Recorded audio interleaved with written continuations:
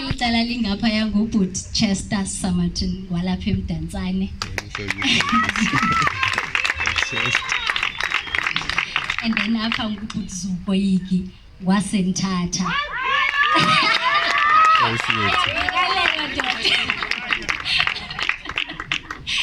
Okay, apha ngapha ngubhuti Siyabulela Sifatyi.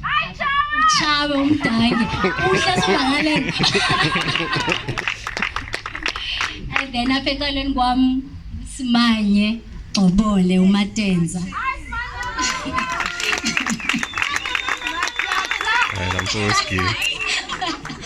And then apha ngapha yawo ngubhuti Balintunja naye ngowaseDutywa. So sinalo ntsikelelo ke yokuba sithi sibancinci sibangaka, that we've been blessed with the unity and understanding yokuba singakwazi ukuhlala. Nanku apho besalungisa izinto zakhe. We call him strings attached. Attachwa nangoku. Okay, uyuda apha naye he's always helping us out. But ke sinale ntsikelelo yokubana sikwazi ukuhlangana singabantwana and come up with songs and the understanding and the vision of izinto esifuna ukuzithetha and izinto that we are still trying to understand about ourselves and what we want to bring to each other first and to the community.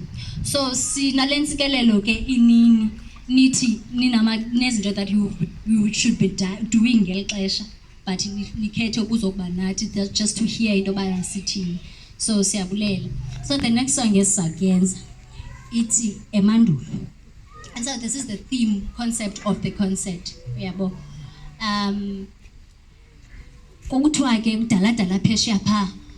Oba womkhulu xa bebethathiwe basiwa kumazwe ngamazwe bekhonxiwe. They used to sing of the promised land. Bezikhumbula into yokubana sasike sathathwa kumhlaba othile sazisutswa kwimihlaba esingayaziyo, and so we keep on dreaming to go back. But namhlanje, what is the promised land?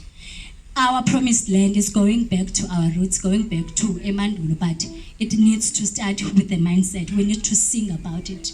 It needs to be up emlomeni wethu before we can go to the geographical location. Maybe we need to have a springboard community like this, sithi kusemandulo, until we get to the actual Mandulo.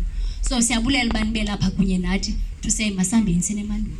And just sikhe sishiye ezi zinto zisenza singaqhubeleki phambili ezabantu abamnyama. Enkosi. Let's just go to the songs.